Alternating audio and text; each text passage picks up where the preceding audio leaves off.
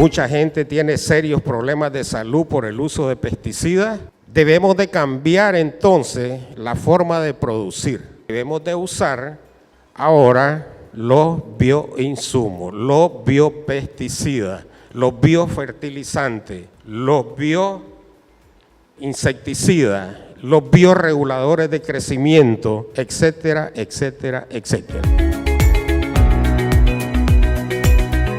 Y lo que hemos hecho durante tantos años es contaminar el agua, contaminar el suelo, contaminar el ambiente y contaminar a la gente. Mucha gente tiene serios problemas de salud por el uso de pesticidas, sobre todo los productores, pero también los consumidores. Nosotros, los consumidores, estamos consumiendo productos con altos contenidos de pesticidas y eso significa afectaciones a la salud, que muchas veces ni cuenta nos damos, ni tampoco nos dicen que tenemos problemas por los pesticidas. ¿Qué quiero decir con esto? Que debemos de cambiar entonces la forma de producir y ya los mercados no nos aceptan productos del campo con altos contenidos de pesticidas. No los compran esos productos. Entonces debemos de usar ahora los bioinsumos, los biopesticidas, los biofertilizantes, los bioinsecticidas, los bioreguladores de crecimiento, etcétera, etcétera, etcétera.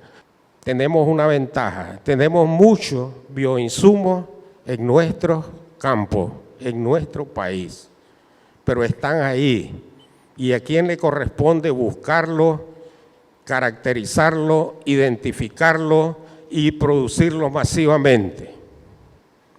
A los profesionales del agro, a ustedes, a todos los que trabajamos en esto. Y la última parte, ¿por qué seguridad alimentaria? Todos sabemos que en el mundo y en nuestro país y en todos los países siempre hay parte de la población que tiene problemas de seguridad alimentaria o que tiene problemas de inseguridad alimentaria, porque no es lo mismo comer que alimentarse. Alguien se come 2 hamburguesas y 2 litros de Coca-Cola y no está alimentándose, está comiendo y está dañando su salud. Entonces, seguridad alimentaria es consumir lo que el cuerpo necesita para poder desarrollarse tanto física como mentalmente.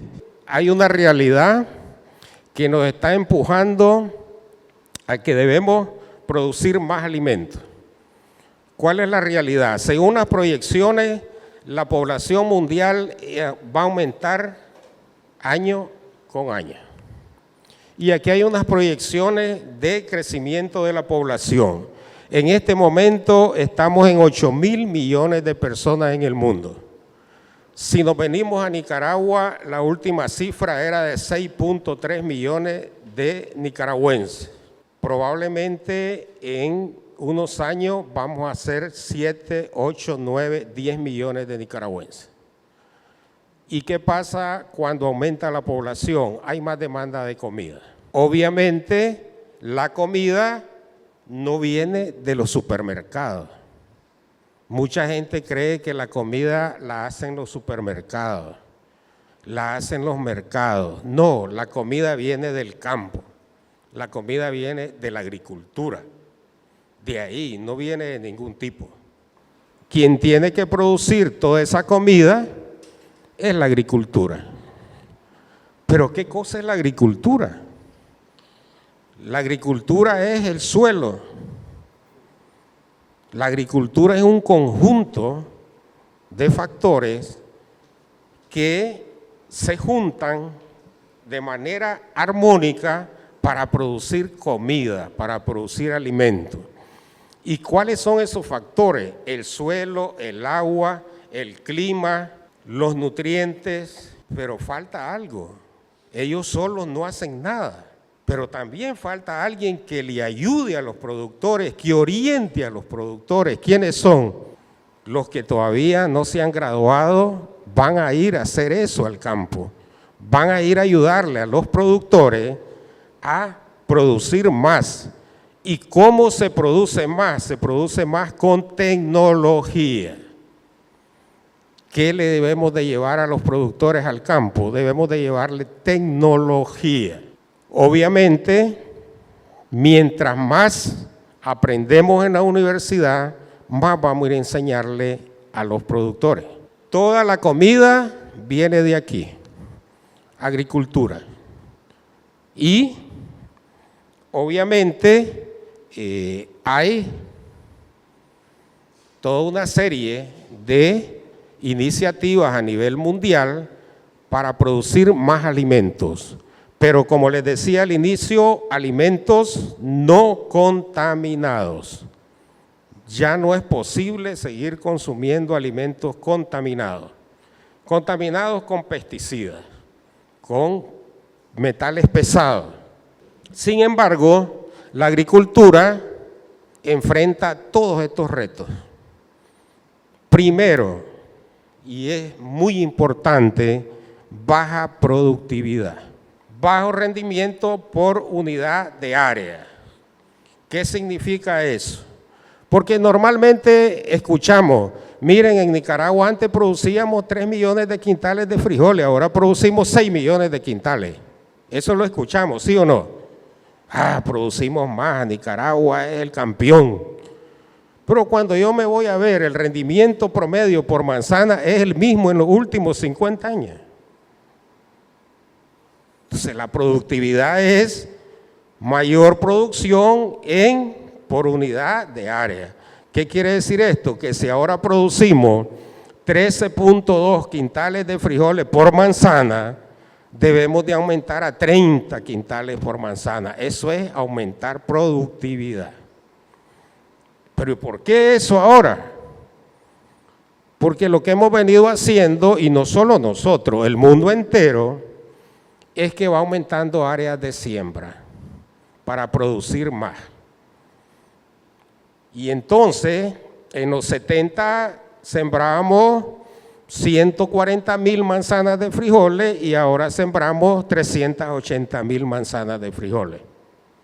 Hemos aumentado área y por tanto, entre más área, producimos más, no 3 millones, sino 6 millones. El primer problema es productividad. ¿Cómo aumentamos productividad? ¿Y cómo se aumenta? Con tecnología, con conocimiento. No es por obra y gracia de nadie. Tenemos que poner tecnología. Tenemos el otro problema, cambio climático. Y vamos a hablar de cambio y variabilidad climática. Cambio climático es lo que se viene acumulando en el tiempo, en muchos años, que es un proceso que va gradual, y variabilidad climática son los fenómenos inesperados que de pronto llueve tanto, de pronto no llueve, de pronto hay calor, de pronto no hay calor. Eso es variabilidad climática. ¿Y qué es más dañino? ¿El cambio o la variabilidad climática? Para la agricultura. Los dos son dañinos, pero es más dañino la variabilidad climática. ¿Por qué? Porque si tenemos en el campo un cultivo que vamos a cosechar y se nos viene un temporal de lluvia inesperado, se nos perdió totalmente. Mientras que el cambio, como es un proceso gradual, las variedades mismas se van adaptando a esos cambios graduales, por un proceso de evolución y coevolución, que es normal en todos los seres vivos. Bien, el otro problema son los suelos degradados y contaminados. La agricultura tiene que lidiar con eso ahora. ¿Y quién ha degradado los suelos y los ha contaminado? Nosotros. Cuando digo nosotros me refiero a todos los que de alguna manera trabajamos en agricultura. ¿Cómo los hemos contaminado? aplicando miles y miles de toneladas de pesticidas. Aquí en Nicaragua, en la época del algodón, se aplicaron millones de toneladas de pesticidas, que todavía hay residuos en la zona de León y Chinandega. Y aquí hacíamos pruebas de nuevos productos químicos de las empresas de Estados Unidos, se probaban aquí. ¿Quién ha degradado? Los que han cortado el bosque. Porque un suelo que está pelado, como dice el campesino, se degrada por erosión hídrica, eólica, y un cerro que le cortamos todos los árboles, sembramos un ciclo, sembramos dos y al tercero solo hay piedra. ¿Por qué? Porque la misma agua sacó toda la capa de suelo y se la llevó para los lugares más bajos. Entonces, es un problema que nosotros mismos hemos creado. Contaminación del ambiente, este es un tema a nivel mundial, todos los gases de efecto invernadero, todos los productos que usamos, todos los vehículos que contaminan, o sea que hay una contaminación y eso tiene un efecto también en la agricultura. Tenemos problemas de recurso hídrico insuficiente y no hay. ¿Qué porcentaje del área de producción de este país cuenta con irrigación? No llegamos ni al 5% de la área de producción. ¿Y qué cultivo produce sin agua? Ninguno. Y cuando hablamos de cultivos resistentes a la sequía, no son cultivos que producen sin agua, son cultivos que producen con menos agua.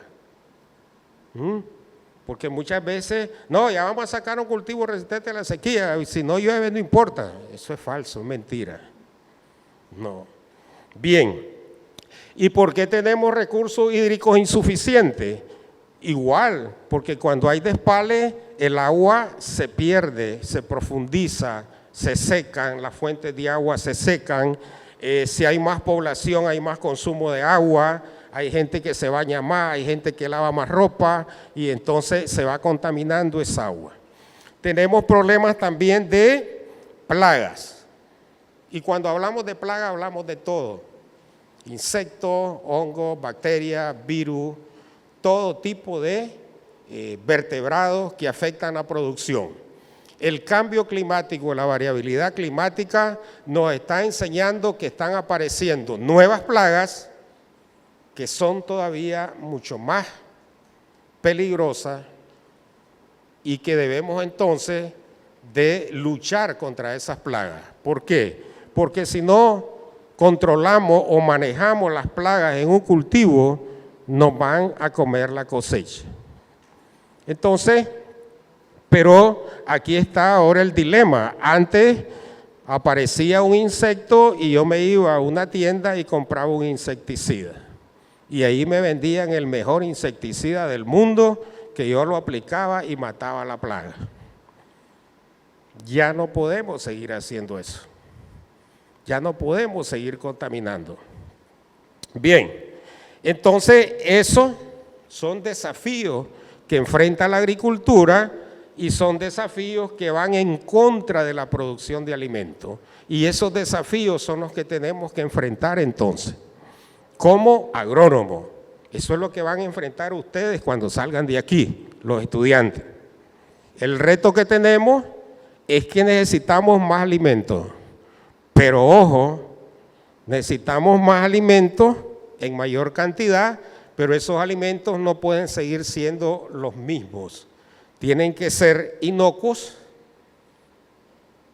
que no estén contaminados, tienen que ser nutritivos y tienen que ser además producidos sin daño al medio ambiente. Y cuando decimos al medio ambiente, vamos a ver el medio ambiente como un todo, en donde convergen todas las especies de seres vivos, inclusive el ser humano.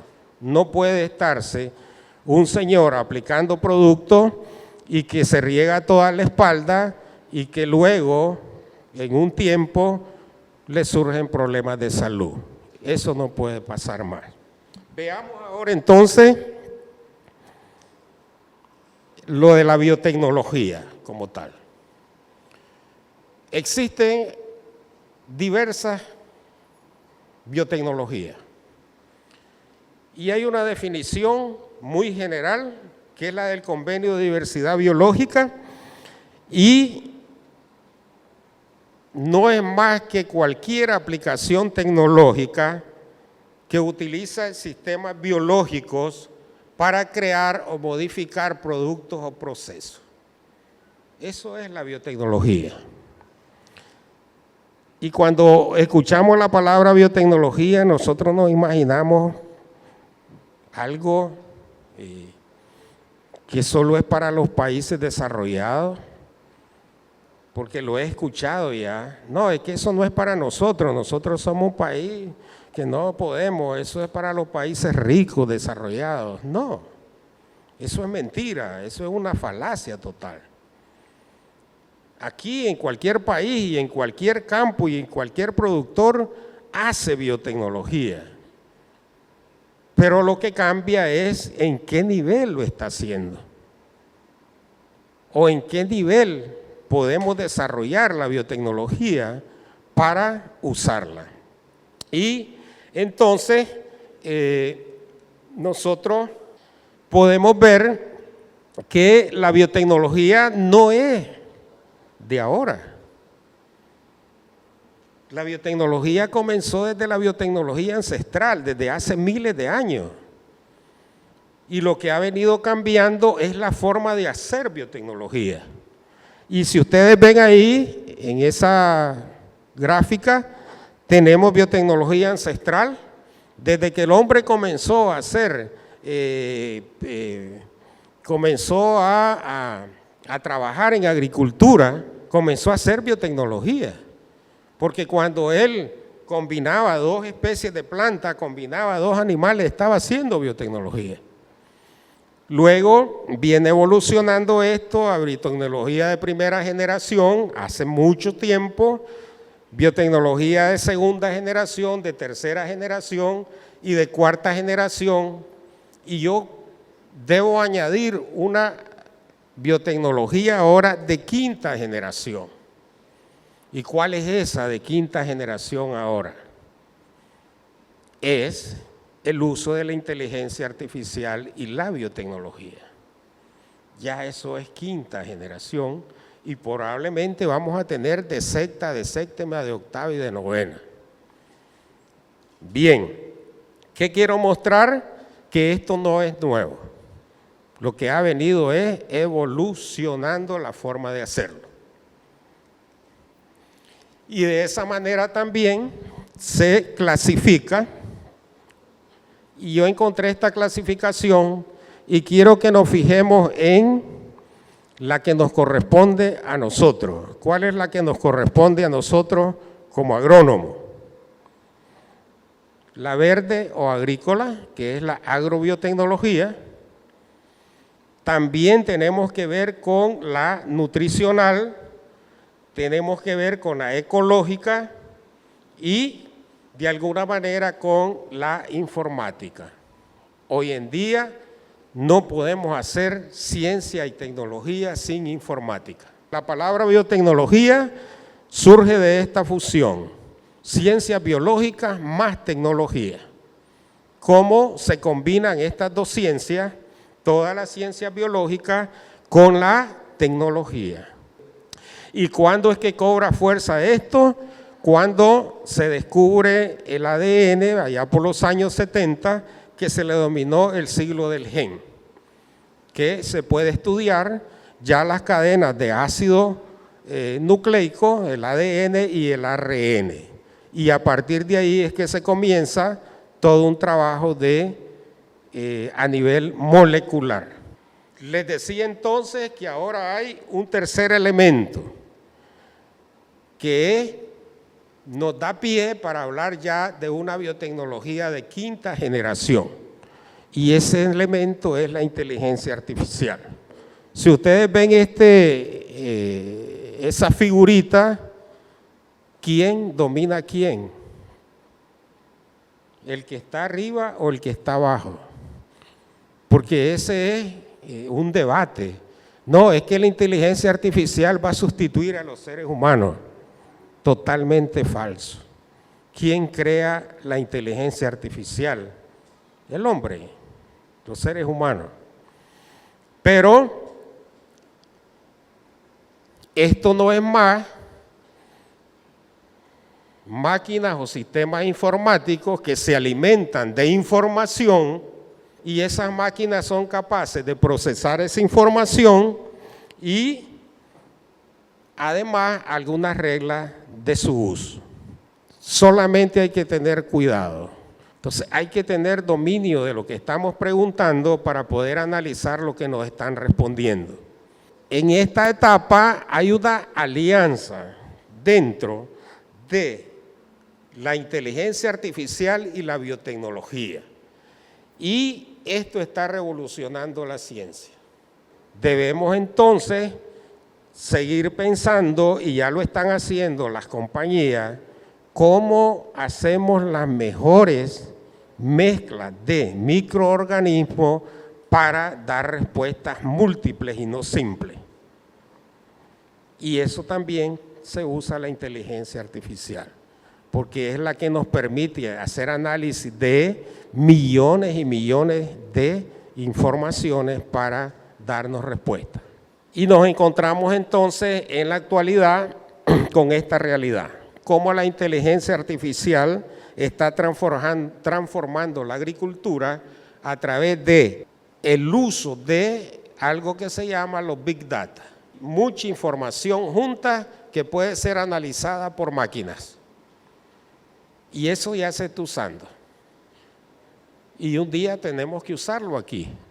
Nosotros tenemos que usar agricultura de precisión. Nosotros tenemos que usar agricultura climáticamente inteligente.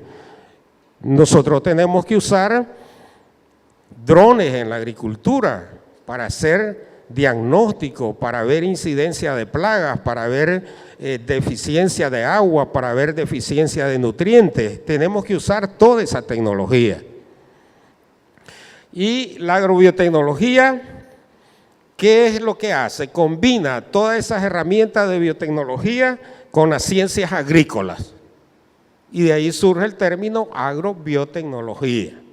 ¿Y qué me permite esa alianza de la biotecnología o la herramienta biotecnológica con las ciencias agrícolas? Me permite, a través de técnicas avanzadas, mejorar cultivos. ¿Y para qué mejoramos cultivos? Para aumentar la producción. ¿Cuál es el objetivo de mejorar una variedad que me produzca más, que sea resistente a enfermedades, que sea resistente a plagas, que sea más nutritiva, que resista menos cantidad de agua y que resista más altas temperaturas? Porque eso es lo que tenemos ahora. Entonces, esta área se centra en la modificación genética. Ustedes han oído hablar de transgénicos.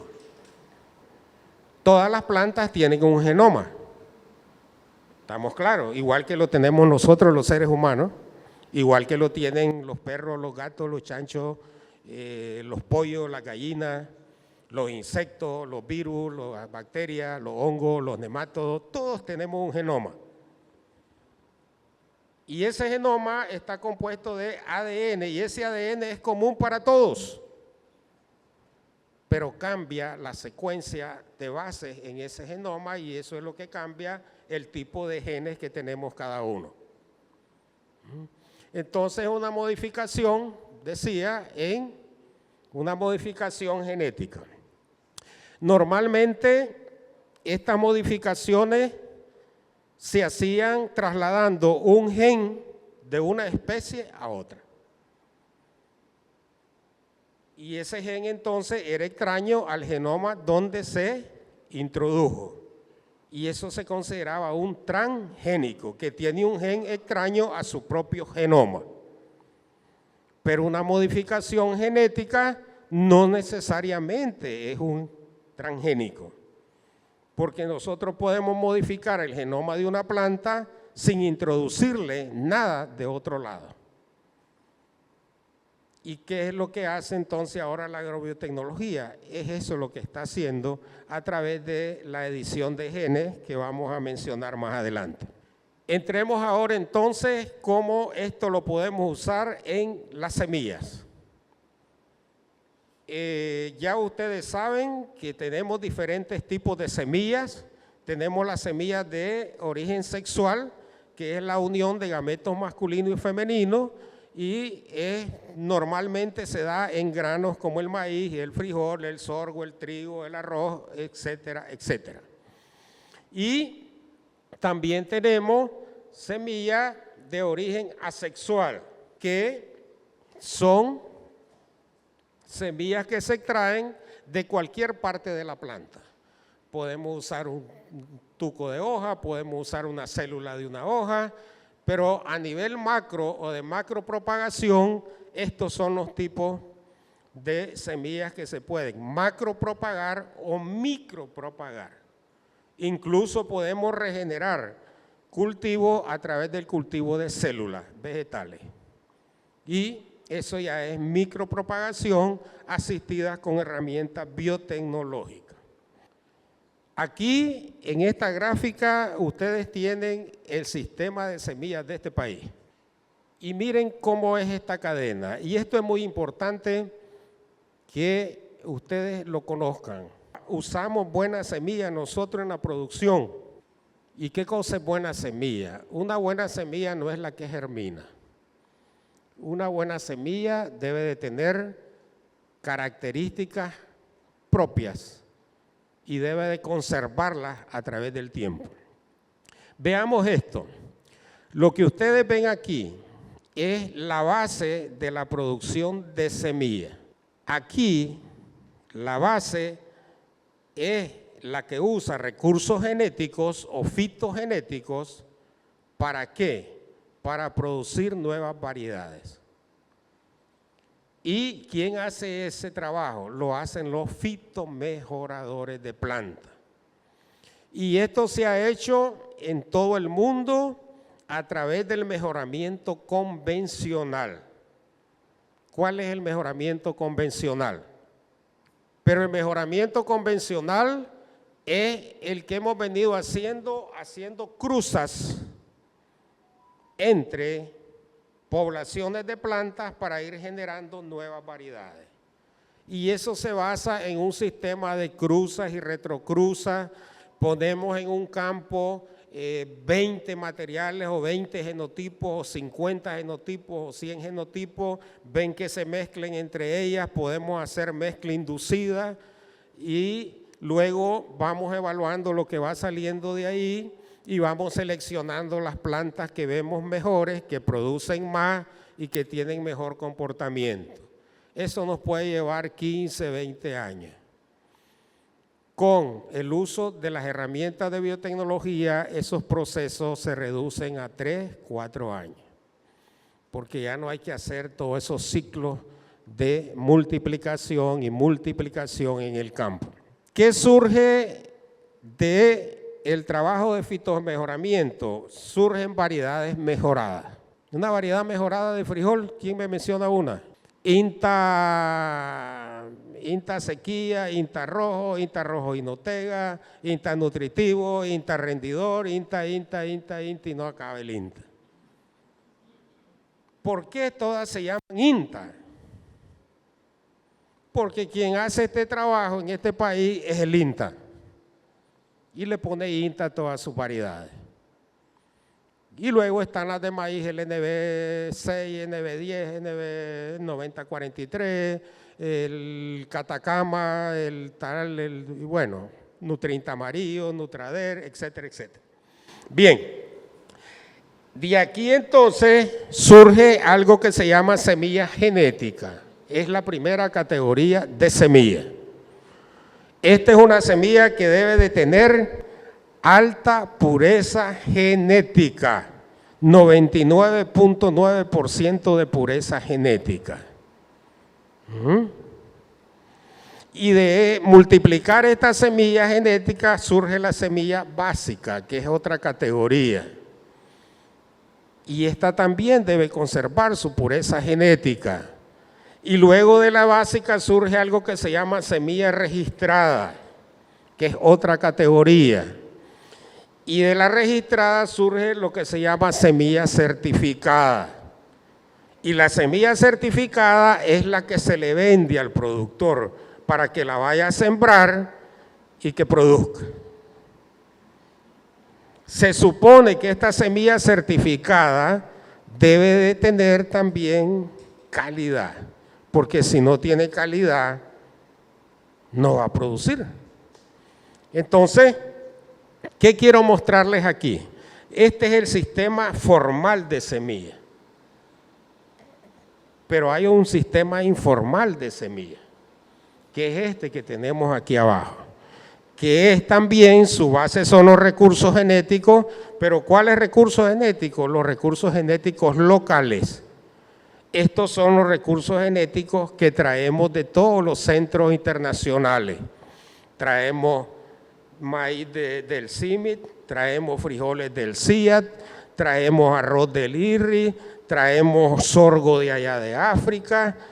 Son entonces recursos genéticos introducidos.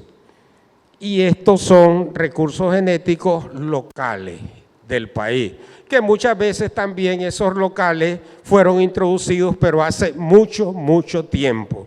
Y se han, como dice el productor, se han aclimatado.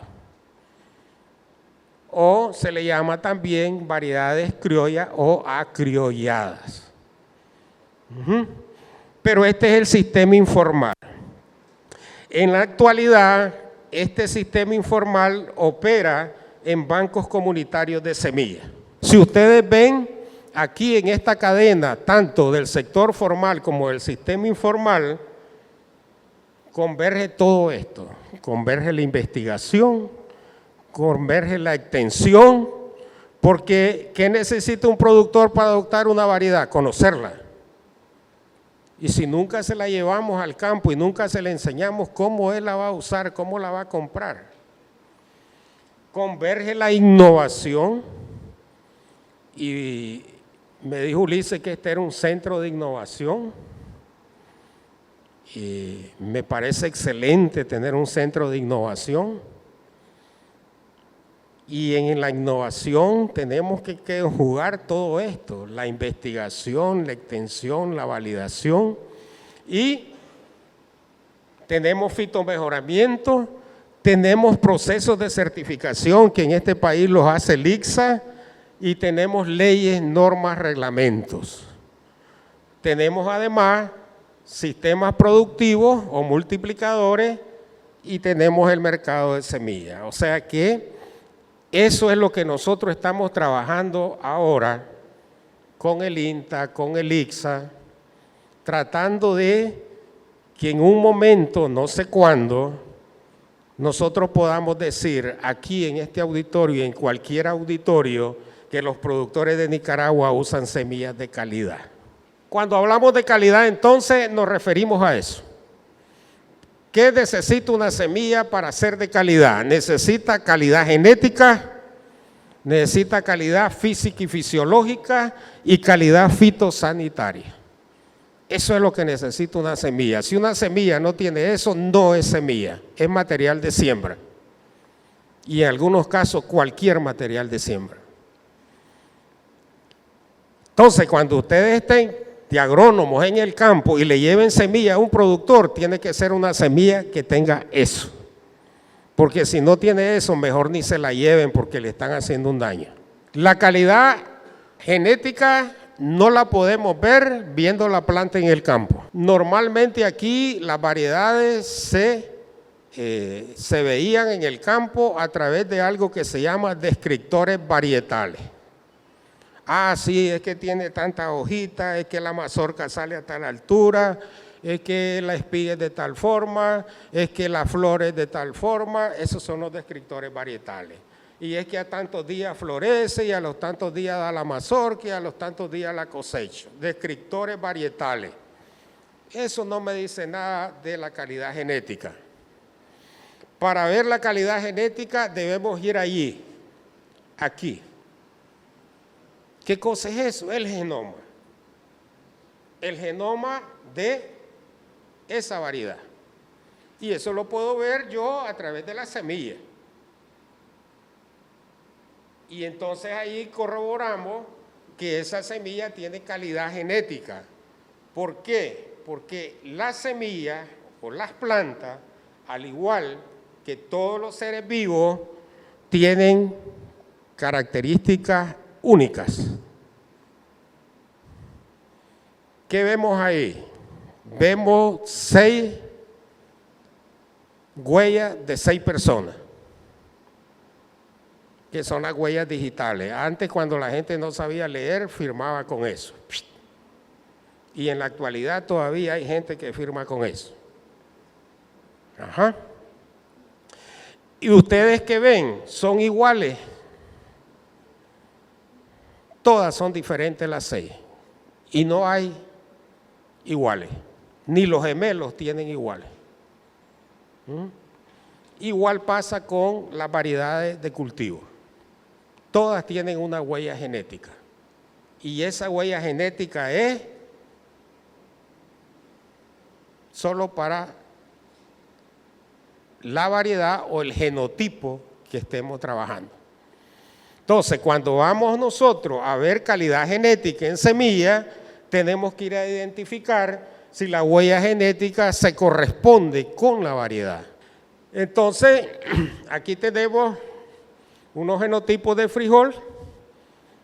Hay 69 accesiones. Y si ustedes se fijan, hay unos que son iguales, cada número es una accesión, y hay otros que difieren. Y eso es importante. En cuanto a la calidad física, esto es más simple. La calidad más física es color, tamaño y peso uniforme. Eso se puede hacer a cualquier nivel. A nivel artesanal, nosotros podemos seleccionar semillas, nosotros podemos pesar semillas, pero también hay máquinas para hacer esto, a nivel ya industrial. Y esas máquinas nos pueden seleccionar por color, por tamaño, por peso, y eso es más fácil. La calidad fisiológica es más que todo germinación y vigor, y eso es muy importante. Ahora nosotros estamos haciendo muchas pruebas de germinación de esta manera, porque de esta manera también no solo podemos ver germinación, sino que podemos ver uniformidad, vigor, contaminación. Si ustedes ven aquí semillas contaminadas, no hay una sola semilla contaminada. Eso ya me está hablando de la calidad fitosanitaria de esa semilla. Me está hablando del poder de germinación, y cuando yo tengo una plantita de eso, me está hablando del vigor. Vigor es una planta fuerte, vigorosa, y no una planta toda raquítica con mal color. Eso no sirve. Y la calidad fitosanitaria, que tiene que ver con que esa semilla esté libre de patógenos y de plagas. Podemos ver un gorgojo en una semilla de frijol, pero no podemos ver un hongo, un virus, una bacteria. Y es muy importante que nosotros tengamos en cuenta esto. Si yo pongo esta semilla contaminada en el suelo, obviamente la plantita que salga de allí va a salir contaminada.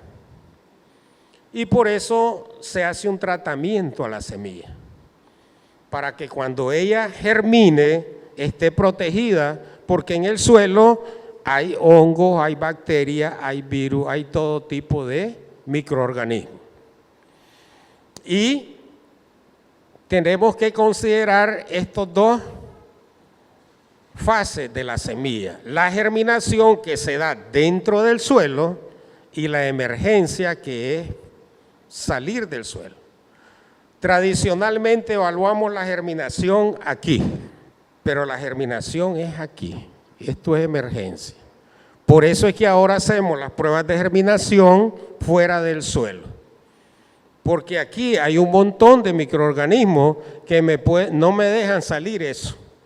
Y luego decimos, no sirvió la semilla. No, la semilla estaba bien. ¿Y dónde evaluamos la calidad fitosanitaria? Es en el laboratorio. Y hay herramientas, ahora hay marcadores, ahora hay primer específicos para cada enfermedad, sea virus, sea bacteria, sea hongo. Y eso es agrobiotecnología, eso hay que hacerlo aquí también. Porque el único que hace las pruebas fitosanitarias a la semilla ahora, actual, es el ICSA, es el laboratorio del ICSA. Entremos al otro tema. Ya decíamos al inicio que el tema de bioinsumos en el mundo está creciendo de manera acelerada. Y lo decíamos porque ya no se puede seguir contaminando el suelo, el agua, el ambiente y a las personas, tanto productores como consumidores. Y por eso se ha entonces iniciado desde hace años, nosotros desde hace años estamos hablando de bioinsumos, pero hay varios niveles en el tema de bioinsumos. Está el nivel artesanal, que es el que más hemos usado nosotros en este país. Y está el nivel industrial. Y el nivel industrial se apoya ¿en qué? Se apoya en la biotecnología. Aquí en el suelo hay una gran cantidad de microorganismos, benéficos, patógenos, hay de todo tipo. Nosotros hemos hecho agricultura solo viendo la parte de arriba, pero acá abajo hay poblaciones mucho mayores que las que hay allá arriba. Poblaciones de seres vivos, son mayores. Y las relaciones que hay aquí abajo son mucho mayores que las que existen aquí arriba. Entonces, ¿dónde está la base de los bioinsumos? Está ahí. Y cuando hablamos de bioinsumos, están en cualquier terreno, están allá afuera, están en cualquier sitio. Y es tarea entonces de cada uno de los países de recolectar, caracterizar, identificar y usar esos bioinsumos porque son nuestros, están aquí y muchos ya se los han llevado y se los van a seguir llevando porque no los protegemos. Necesitamos crear un banco nacional de microorganismos. Ahí en ese centro debe haber un espacio para un banco de microorganismos para uso en la agricultura. ¿Por qué los bioinsumos entonces? Porque hay un gran reto. Igual que cuando se dio la revolución verde, ahora estamos en una revolución de los microorganismos. ¿Por qué? Porque se trata de cambiar el paradigma químico hacia un paradigma biológico. Y eso solo lo podemos lograr con los bioinsumos agrícolas. Ya no más pesticidas sintéticos. Ya sabemos, los bioinsumos son productos biológicos formulados con microorganismos, bacterias, hongos, virus, todo tipo de microorganismos, levaduras, etcétera, etcétera. Y que nos sirven para controlar plagas, nos sirven para diferentes cosas. Yo encontré esta clasificación: bioinsumos como biofertilizantes, bioinsumos como bioestimulantes, o sea, reguladores de crecimiento, bioinsumos para controladores biológicos, controlar hongos, virus, bacterias, nemátodos y cualquier microorganismo, y como biomejoradores. Biomejoradores, mejorar estructura del suelo, flora microbiana para mayor rendimiento. Y obviamente diferentes tipos de principios activos. Quería mostrarles este ejemplo de los tricodermas, y normalmente ustedes escuchan, no, es que estamos usando tricoderma para tal cosa, tricoderma para lo otro, para esto, y aquí podemos ver que hay tricodermas para control de enfermedades, controlar hongos, tricodermas para crecimiento de la planta, promotores de crecimiento, tricodermas para detoxificación de toxinas que pueden ser bioremediadores del medio ambiente o del suelo, tricodermas para resistencia a sequía, y repito, no es resistencia a sequía, es resistencia a menos agua. Tricoderma para reparación de suelo y tricoderma, aquí dice respuesta inmunitaria. Las plantas no tienen sistema inmunológico. Las plantas lo que tienen son interacciones moleculares que cuando los tricodermas entran en contacto con la planta, se dan esas interacciones y se producen metabolitos secundarios a través de la activación de genes de resistencia en la planta. No hay sistema inmunitario en las plantas. Y eso es lo que hacen los bioinsumos. Activan esos genes y esos genes producen metabolitos secundarios que son los que se encargan de repeler o de controlar el ataque de un patógeno. Eso es una charla que podemos verla más tarde. Pero entonces yo me pregunto, ¿una misma cepa de tricoderma hace todo esto? No, son diferentes cepas. ¿Y cómo nos damos cuenta cuáles son esas diferentes cepas? ¿Viéndola en un plato Petri? No. Tenemos que usar las herramientas de la agrobiotecnología para hacer secuencias de estos microorganismos y a través de secuencias identificarlos exactamente qué cepa tenemos y luego hacer los bioensayos para saber qué cepa es más eficiente para tal microorganismo y cuál no es eficiente y cuál vamos a usar las más eficientes. Entonces necesitamos el laboratorio que se está construyendo para hacer ese trabajo.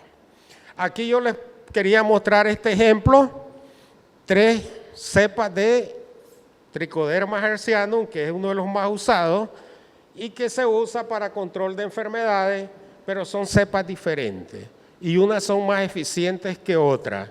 Y repito, para poder identificar las cepas hay que usar las herramientas de la biotecnología. Quiero mostrarles que con agrobiotecnología se está haciendo cosas que van en función de producir más alimentos y si se produce más alimentos eso significa seguridad alimentaria. Hace unos años se trabajó esto, que es lo que hablaba al inicio, con el surgimiento de la ingeniería genética. La ingeniería genética era agarrar un gen de cualquier lugar e introducirlo en el genoma de una planta para que tuviera una característica deseable. Y así se introdujo un gen de algún lugar a las plantas de maíz para que fueran resistentes a los herbicidas, el Random Ready. Un gen que no vino de una planta, vino de otro lado. Entonces es un transgénico, porque ese gen que vino de otro lado lo metimos en el genoma de una planta. Y eso fue el boom de los transgénicos. Y metimos un gen de Bacillus thuringiensis en una planta de maíz para que fuera resistente a la palomilla del maíz, que es la Lepidoptera. Y ese gen vino de una bacteria y se lo pusimos al genoma del maíz. Entonces eso fue la era de los transgénicos. Esta era ya va saliendo. Pero ahora estamos ya en la era de la edición de genes y la biología sintética, que es la tecnología que hace uso de estas herramientas para dirigirse a zonas específicas del genoma de una planta, y en esas zonas específicas lo que se hace es cortar parte del genoma o añadir en el genoma secuencias construidas. No estamos poniendo un gen extraño de ningún lado, se está modificando solamente el genoma. Y eso es lo que se está haciendo ahora. Y se está haciendo por todos lados. Y se está usando en la industria de los alimentos, en la producción, se está usando también en la medicina y se está usando en la edición de embriones humanos. Pero eso nadie lo dice. Pero se está haciendo. Los chinos lo están haciendo y otros países lo están haciendo. Ya ahora se puede editar y decir, ahora quiero un niño que sea así, así, así, y ya se hace. Queremos variedades.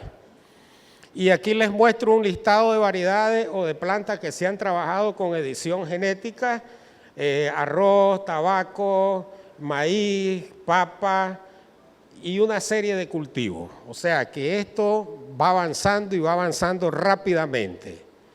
Les muestro también qué es lo que más se ha trabajado en estos cultivos editados, y lo que más se ha trabajado es para rendimiento, pero también para resistencia a plagas, para biofortificación, para tolerancia a herbicidas, para tolerancia a temperatura, para tolerancia a sequía, etcétera, etcétera. Los países que más están trabajando, Chile, Estados Unidos, Europa, Japón, Israel, pero también hay países del cono sur. Y en el cono sur tenemos Argentina, tenemos Chile, tenemos Brasil, tenemos Colombia, y un día debe aparecer Nicaragua. Debe aparecer Nicaragua. ¿Y quiénes lo van a hacer aparecer? Probablemente algunos de los que estén sentados ahí. Esperamos eso. Y una foto dice más que 1000 palabras. Esto es en África. Sequías extremas y a través de esta tecnología, maíces que resisten sequía. Y eso es actual. Yo estuve en África hace poquito. Esto es actual. Países africanos que están haciendo uso de esta tecnología y están generando ya sus variedades. Imagínense qué premio para esa pobre señora. No cosechar, y no cosechar es aguantar hambre, tener hambre. Y tener una variedad donde sí puede tener comida. Eso es lo que tenemos que hacer nosotros. ¿Y cómo lo vamos a hacer? Recolectando todos nuestros materiales genéticos, fitogenéticos, y trabajando en el laboratorio. Y crear nuestras variedades.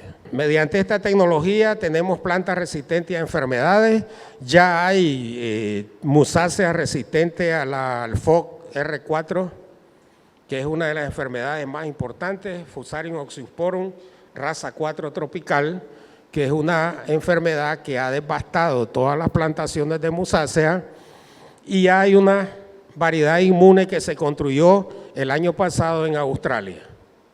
Y ya está lista la variedad. Tenemos maíces resistentes a enfermedades, tenemos arroz resistente a piricolariosis y tenemos papas biofortificadas, camotes biofortificados. Y entonces estas tecnologías nos sirven para la nutrición, para el rendimiento, para contrarrestar plagas, pero también nos sirven para otras cosas. Tenemos cereales que están libres de sustancias alergénicas, más digeribles, eso más que todo se está usando en Europa, libres de gluten, todo eso se está haciendo con esto. Tenemos cacaos que no absorben metales pesados del suelo, el cadmio es uno de los metales pesados, ya hay variedades que son que no absorben esos metales pesados que han sido creadas. Y miren aquí, un análisis que se hizo en uno de los cacaos de América del Sur tenía 70 veces la concentración permitida de contaminación. Ese es un problema. ¿Por qué? Porque el consumo de chocolate en el mundo es masivo. Y si consumimos esos metales pesados, eso nos daña la salud. Eso nos da cáncer, pues. Les mencionaba el caso de Chile. Chile ha avanzado mucho en esto. Chile tiene ya portainjertos tolerantes a salinidad de kiwi y tomate. Tienen también cítricos tolerantes a salinidad. Tienen maíz transgénico que resisten sequía o poca agua. Tienen cultivos que no sufren oxidación o tienen oxidación retardada. Por ejemplo, las manzanas. ¿Qué pasa cuando parten una manzana y la meten en la refrigeradora? Se oxida inmediatamente. ¿Y qué pasa con los perecederos en los mercados? Se dañan, se pudren. Entonces, mediante estas técnicas se están haciendo los cultivos ahora que puedan tener más vida de anaquel, que puedan resistir más. Y todo esto con estas tecnologías.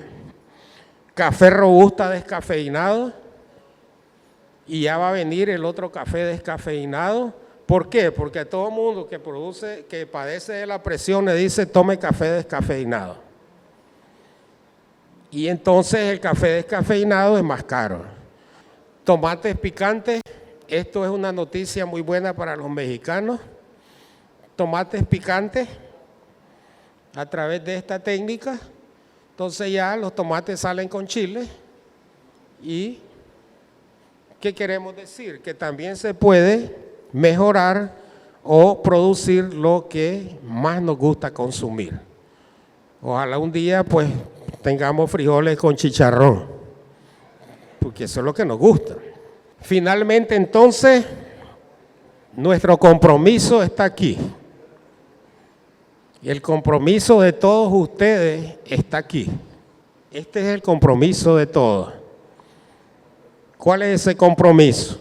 Hacer que ese productor que está ahí tenga esa cara de felicidad porque está produciendo, porque le hemos enseñado a producir, porque le hemos llevado semilla de calidad para producir, porque le hemos llevado bioinsumos para que él no se siga contaminando. Ese es nuestro compromiso, pero para hacer esto necesitamos trabajar aquí. Y trabajar ahí, ¿qué significa? Instalaciones que se están construyendo, equipos que hay que comprarlos, y personal capacitado, formado. Y al final entonces, si logramos esto, vamos a eliminar la pobreza en el campo. Ese es el compromiso. Ojalá todos los agrónomos trabajáramos con esa idea. ¿Cómo terminar la pobreza en el campo? Y en la ciudad también. Tengo unas consideraciones finales. Primero, es innegable que la biotecnología nos puede ayudar muchísimo. Nos puede ayudar a solucionar muchos problemas y en todos los sectores, agroalimentarios, industriales, medicina, etcétera, etcétera. Segundo, lamentablemente el debate sobre biotecnología en Nicaragua se dio con los transgénicos. Por lo que veo, la mayoría de los muchachos no vivieron ese debate, porque eso sucedió hace años, ustedes estaban pequeñitos, pero aquí se decía que los transgénicos le iba a salir otra oreja a la gente, le iba a salir otro ojo y que le iba a salir 4 brazos, etcétera, etcétera, etcétera. Fue un debate muy negativo.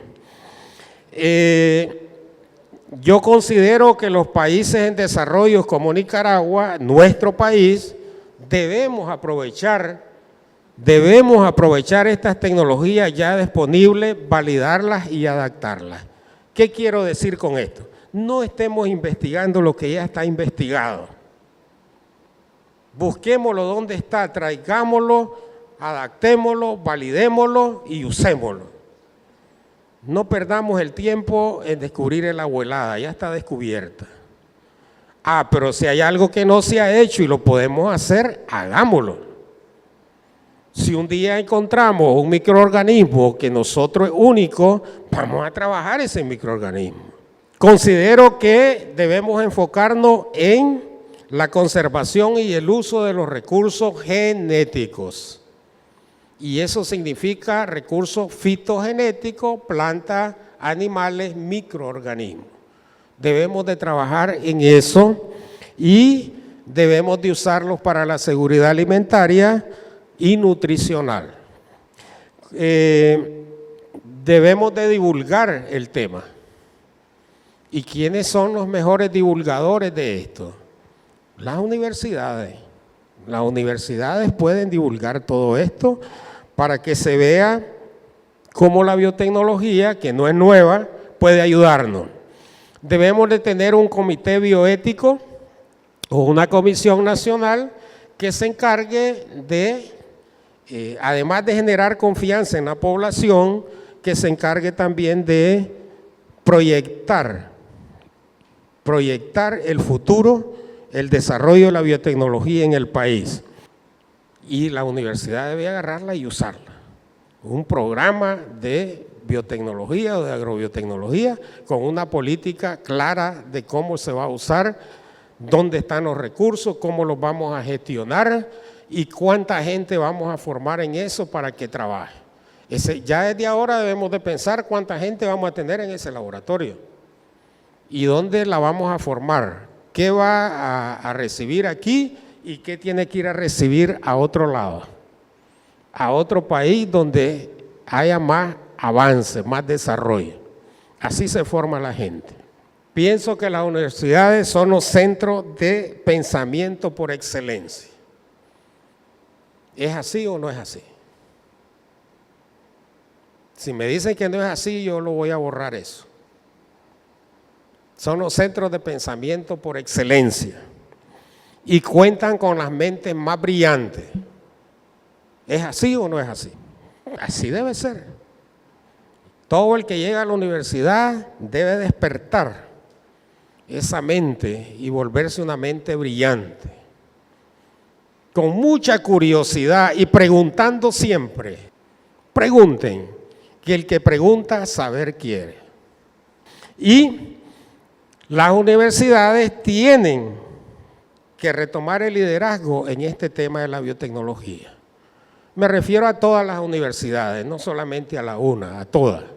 Deben de tomar el liderazgo. ¿En qué sentido? Formando los recursos humanos y además investigando. Y hablando con Ulises hoy, yo le decía, bueno, qué bueno, tenemos el Centro de Innovación. ¿Cómo se va a ligar esto con la investigación? ¿Y qué vamos a investigar? Y entonces ahí vienen las alianzas. ¿Qué vamos a investigar? Lo que venga a resolver los problemas que tiene la producción. Vamos a ir a ver cuál es el problema que tiene el maíz, el frijol, el arroz, el café, y esos problemas son los que vamos a investigar. Si no está investigado en otro lado. Porque si ya está investigado en otro lado, traigamos eso, lo validamos, lo vemos, lo ajustamos, lo mejoramos. Y eso es innovación.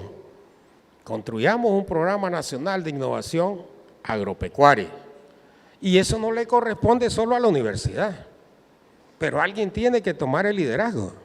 Eso le corresponde al INTA, al ICSA, a los gremios de productores, a la empresa privada, a todo. Pero alguien tiene que liderar eso. Y si ya tomamos el liderazgo en hacer un centro, y esto se puede financiar para hacerlo. Se puede conseguir financiamiento para hacerlo y luego buscar financiamiento para ejecutarlo. Agradecemos la presencia del doctor, quien es especialista en semillas y biotecnología para FAO Nicaragua, con más de 35 años de experiencia. Reiteramos también el agradecimiento por estar con nosotros a los docentes y estudiantes y despedimos de esta charla magistral con un fuerte aplauso al doctor Aldo Rojas Solís.